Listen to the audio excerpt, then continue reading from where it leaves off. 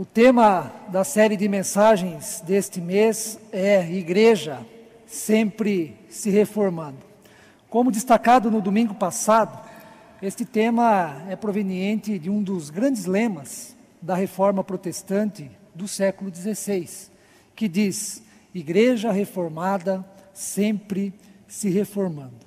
Na perspectiva e interesse em reformar a Igreja, naquele contexto, pretendia-se também reformar o modo de viver como cristãos, ou seja, o modo como nos relacionamos com Deus, o modo de se viver como nova criatura, reformar a maneira de se compreender o Evangelho de Cristo, reformar o culto como expressão da adoração a Deus, reformar os valores éticos e morais do cristão em relação aos mais diversos assuntos presente na vida social e cultural. Diante de todo este desejo, um dos assuntos que obteve especial atenção e não poderia ser diferente foi o tema da fé. Dada a sua importância, um dos pilares da teologia reformada se tornou somente a fé, somente pela fé. É por isso que toda vez que tratamos do assunto Igreja reformada sempre se reformando, nós temos que considerar a fé. Nesse sentido, hoje trataremos do tema neste sermão, repensando a fé. Repensando a fé. Quando falamos em reforma protestante, é natural que venha à nossa mente o nome de Martinho Lutero. E isto não é por acaso.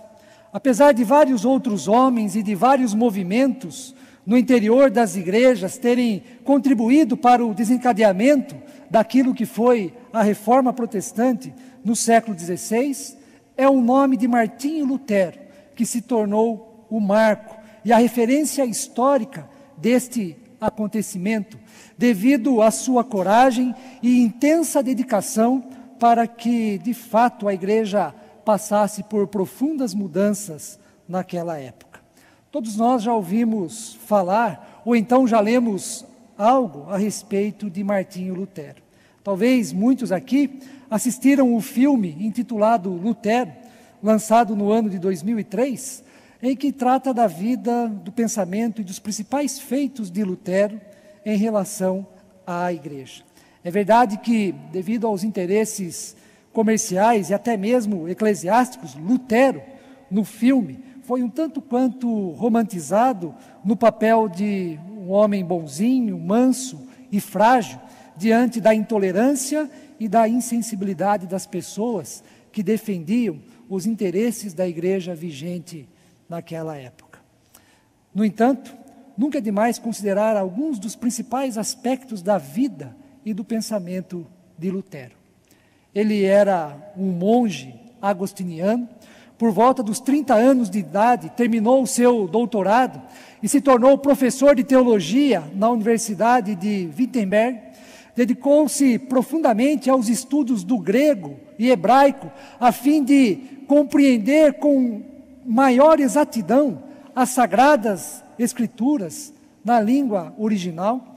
Lutero era alguém que buscava profundamente viver uma vida autenticamente cristã, buscava de forma genuína ser um verdadeiro cristão, era muito consagrado, esforçado e também buscava a excelência do que significa ser cristão. Em meio a todas essas qualidades, características e interesse de Lutero, encontramos um sério problema em sua vida. Ele tinha uma angústia muito grande em seu coração. E esta angústia era tão grande que o consumia durante o dia e também durante a noite. Era alguém afligido por um dilema que o incomodava de maneira intensa, além do comum, além do normal. E esta angústia era tão forte que Lutero chegou até mesmo a ter momentos de alucinação, momentos de delírio, tamanha a intensidade e a força desta sua angústia, deste seu dilema. E o motivo da angústia e do dilema de Lutero pode ser expresso por meio da seguinte frase, da seguinte questão, que será projetado na tela. Por quê? Se o coração da pessoa é dominado pelo pecado, como pode esperar a salvação diante de Deus? Se o coração da pessoa é dominado pelo pecado, como pode esperar salvação diante de Deus? Se o ser humano é pecador, se o apóstolo Paulo diz aqui na carta aos Romanos que todos pecaram, que não há um justo sequer, o que fazer então? O que fazer para nos colocarmos diante de Deus na condição de justos, na condição de aceitáveis por este Deus que é santo? Num site de uma determinada igreja luterana, encontrei a seguinte frase que sintetiza muito bem como vivia Lutero diante da sua angústia, diante deste dilema, que diz assim, abre aspas: por causa do que havia aprendido, procurou resposta e paz através de boas obras, incluindo jejuns e autoflagelação. Contudo, seu sentimento de incapacidade para sentir paz diante de Deus continuou, levando-o às portas do desespero. Mas Lutero encontrou paz em seu coração, encontrou a resposta para o seu dilema, encontrou alívio da sua angústia ao, num determinado dia, ler o texto de Romanos, no capítulo 3, dos versículos 19 a 28, texto este que nós lemos há pouco, e se deparou com a mensagem de que ninguém será justificado diante de Deus por obras da lei. Ninguém será justificado diante de Deus pelas qualidades pessoais. Ninguém será justificado diante de Deus pelas qualidades religiosas. Ele percebeu, descobriu, enxergou na palavra de Deus que a justiça de Deus é revelada em Jesus Cristo a todos os que creem, que ninguém receberá o favor de Deus por alguma coisa que faz, que o perdão dos pecados e a salvação de Deus vem a nós, tão somente pela graça divina, manifestada, revelada, se fazendo presente em Cristo Jesus, o seu Filho. É o que o versículo de número 28 do texto que lemos diz: concluímos, pois, que o homem é justificado pela fé, independentemente das obras da lei. Para Lutero, este versículo se tornou o coração latejante do Evangelho.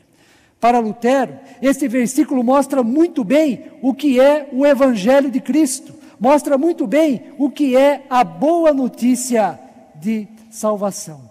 Todo homem, todo ser humano é justificado pela fé, independentemente das obras da lei. A partir de então, Lutero levanta a bandeira da justificação pela graça, mediante a fé, e isto é o que guiará a sua vida na sua comunhão com Deus. Esta mensagem é que norteará os seus passos, norteará os seus atos, e também será o principal argumento para a reforma que a igreja precisava passar naquela época. Viver a justificação pela graça, mediante a fé, significa viver em paz com Deus. Significa ter uma vida de gratidão a Deus por tão grande feito em nosso favor. Significa tirar todo o peso e toda a cobrança para sermos melhores, a fim de Deus nos abençoar com a sua salvação e com o seu perdão. Significa aceitar o convite de Jesus quando disse: vinde a mim todos que estáis cansados e sobrecarregados, e eu vos aliviarei. Significa que não há sacrifício, não há esforço, não há mérito humano capaz de contribuir, de colaborar para que Deus nos aceite como filhos e filhas e conceda a nós o seu perdão e a sua salvação. Apenas uma coisa é necessária: somente a fé. Somente a fé. Somente a fé na graça de Deus, somente a fé no amor de Deus, somente a fé no perdão e somente a fé para a nossa comunhão com Deus. Portanto, a mensagem que Romanos 3, 28 nos dá é que nós não somos considerados justos diante de Deus, não somos considerados aceitáveis como justos diante de Deus pelas obras da lei, mas somente, tão somente, pela graça de Deus, mediante o exercício da nossa fé em Cristo Jesus. Sendo assim, a fé é o princípio da nossa vida como cristãos. A fé é o começo de tudo o que se refere a Deus. É por isso que o autor da epístola aos Hebreus afirmou que sem fé é impossível agradar a Deus. Sem fé é impossível se aproximar de Deus. Sem fé é impossível ter comunhão com Deus. Sem fé nós não saímos do lugar. Sem fé, o máximo que nós conseguimos é nos tornarmos religiosos, mas não cristãos. Sem fé, a nossa vida e a nossa comunhão com Deus é vazia, é aparente, é superficial, não é verdadeira, não é relacionamento. Mas o que é fé? O que é fé? Fé, em primeiro lugar, é confiança. Mas não confiança no nível que temos das pessoas ao nosso redor, ou então em tantos acontecimentos e planejamentos que nós mesmos fazemos e nos dedicamos para que tudo corra bem. É um outro nível de confiança. Fé é confiança absoluta, é uma confiança elevada, é confiança suprema, é confiança em Deus acima de todas as coisas. Em segundo lugar, fé é aceitação daquilo que Deus fez por nós em Cristo Jesus e que nós somos incapazes de fazer por nós mesmos, aquilo que nós não conseguimos fazer por nós mesmos em relação a Deus. Deus fez no seu Filho Cristo Jesus e nos oferece isso como presente, de maneira totalmente gratuita. Em terceiro lugar, fé é entrega total, é depositar a base da nossa vida naquilo que Deus fez por nós em Cristo Jesus. Fé é crer, é se entregar nos braços de Deus e humildemente reconhecer a nossa pequenez e pedir: Senhor, faça a sua obra em minha vida. Isto é o que significa fé: confiança, aceitação, entrega total, crer. Mas existe algo a mais do que o significado da fé. E este algo a mais implica em como nós vivemos a fé, ou então como nós vivemos pela fé. E o caminho para nós vivermos esta fé em Deus se dá por meio da expressão apesar de. Pode parecer simples, mas essa expressão é essencial para mostrar a nós o que significa viver a fé em Deus ou então viver pela fé. Viver pela fé significa o seguinte: apesar das coisas não caminharem bem, apesar de certas coisas não acontecerem em minha vida, apesar de ainda não ter sido atendido por Deus no pedido que fiz, apesar das lutas, apesar das incertezas, apesar da angústia, apesar do medo e da insegurança que estou enfrentando, devido à minha enfermidade, devido à minha situação financeira, da crise em meu relacionamento conjugal, Deus é o meu Deus, nele eu confio, Ele é o meu refúgio, e certamente Deus não me abandona. Ele me perdoa e quer o melhor para a minha vida. Por isso, Ele me ajudará a enfrentar todas as dificuldades e me conduzirá a bom termo. Isso é o que significa viver pela fé. Viver pela fé com o apesar de Deus é o meu Deus e nele eu confio. É por isso que o apóstolo Paulo toma as palavras do profeta Abacuque e afirma também na sua carta aos Romanos, né, que o justo viverá pela fé. Ou seja, não viverá das aparências, não viverá das tendências, não viverá das previsões e também nem confiará nas suas obras para obter de Deus o perdão e a salvação. O justo viverá pela fé e da fé em Deus sobre todas as circunstâncias. Devido ao significado da fé e do que significa viver pela fé, é que nós devemos repensar a fé em nossos dias, repensar a fé que eu procuro cultivar em minha vida, em meu coração, momento oportuno este para repensarmos a nossa fé. Devemos repensar a fé que temos em Deus, repensar como eu vivo pela fé, repensar como eu relaciono a fé que eu tenho em Deus às diversas áreas e situações que eu estou passando e enfrentando neste momento. Um importante teólogo do século passado, chamado Paul Tillich, escreveu um pequeno livro intitulado Dinâmica da Fé. E a primeira observação que ele faz nesse livro, né, se nós começarmos a ler na primeira página, né, não está escrito nem introdução no livro, né, Tillich fala sobre a incompreensão do que é fé cristã em nossos dias, a confusão que as pessoas fazem do significado genuíno da fé em Deus, em detrimento a tantas práticas e oportunidades para se cultivar a fé. E a afirmação que ele faz já no início deste livro, Dinâmica da Fé, é a seguinte, será projetado para os irmãos acompanharem. Dificilmente haverá alguma palavra na linguagem religiosa, seja ela erudita ou popular, que tenha sido mais incompreendida, distorcida e mal definida do que a palavra fé. Ela é um desses termos que, primeiro, precisam ser curados, antes de poderem curar pessoas. Hoje, a palavra fé causa mais desorientação do que cura. Fecha aspas. Tillich tem razão porque hoje há muita confusão sobre o que é fé e como viver pela fé. Há confusão em relação à fé, por exemplo, né, com a perspectiva de que nós devemos ter fé em nós mesmos, ou então os anúncios, né, de que você deve ter fé em si mesmo. É muito comum os ensinamentos de que precisamos ter fé em nós mesmos para as coisas acontecerem, para as coisas darem certo em nossa vida.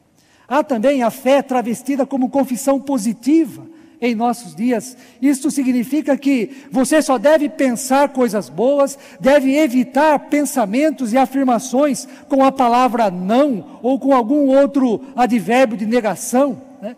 Evitar pensamentos e palavras ou frases como, por exemplo, isto não vai dar certo, eu não sou capaz de realizar isto, isto não vai acontecer na minha vida, coisas desse tipo. Isto é o ensinamento da fé como confissão positiva, de que se você pensar, se você falar só coisas boas, isto atrai só coisas boas para a sua vida. E por fim, nos nossos dias, também há muita confusão da fé como autoajuda. Ou seja, uma série de considerações que nos farão viver melhor por meio de concepções que, a princípio, são até interessantes e bonitas, mas que, no fundo, refletem uma psicologia pobre e ilusionista. Do ponto de vista bíblico, fé não é nada disto.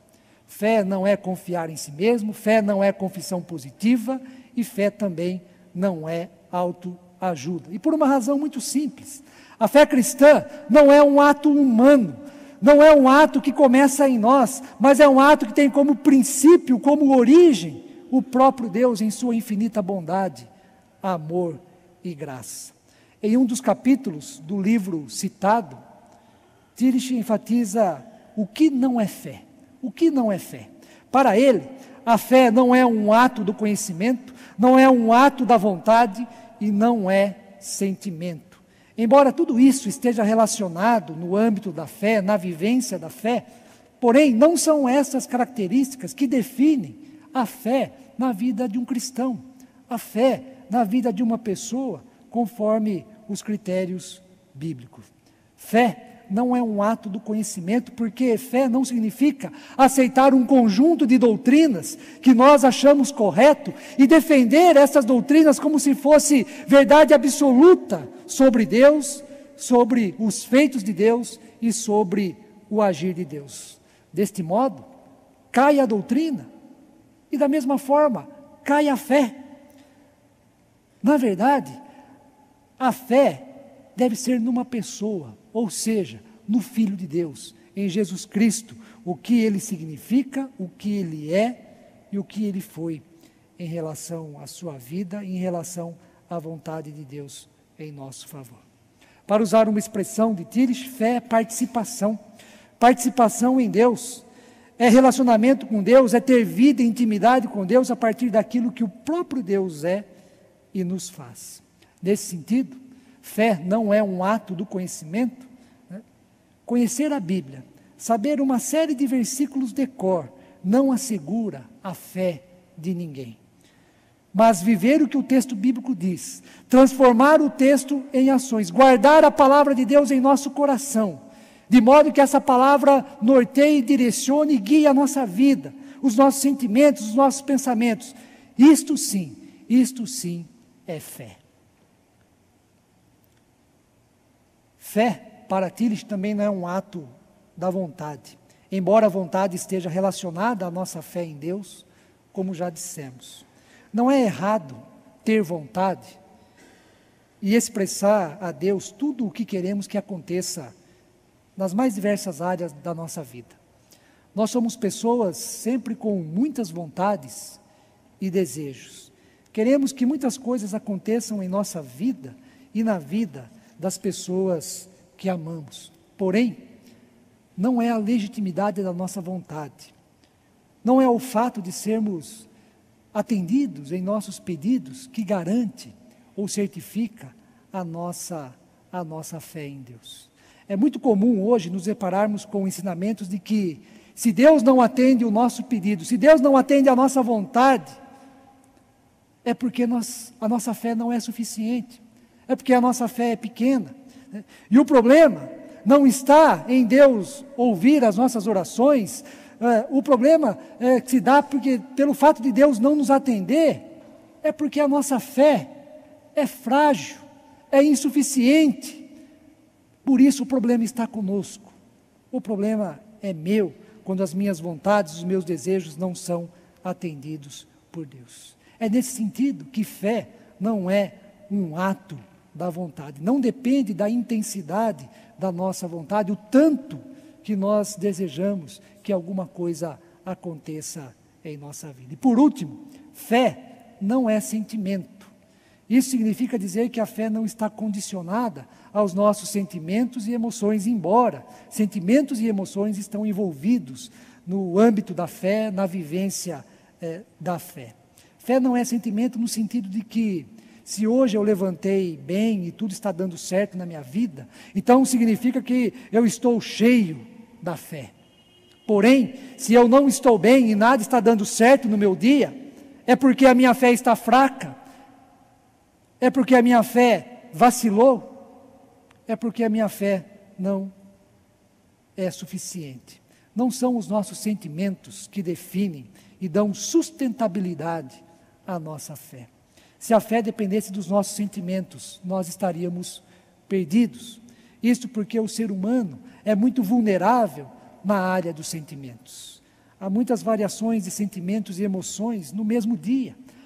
Ora, nós estamos frustrados, cansados, com o desejo de abandonar tudo, sentimos revolta, ódio.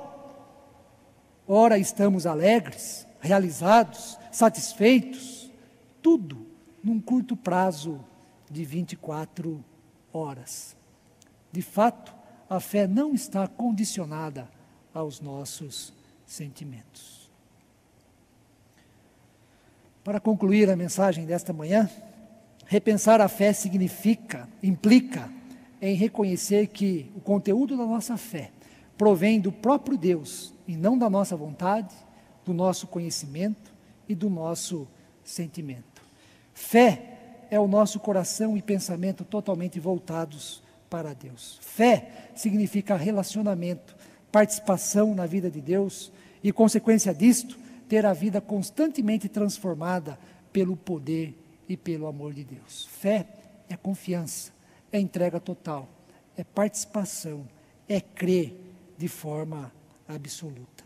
Devemos também repensar a nossa fé no sentido de que afirmar e viver a fé na perspectiva do apesar de.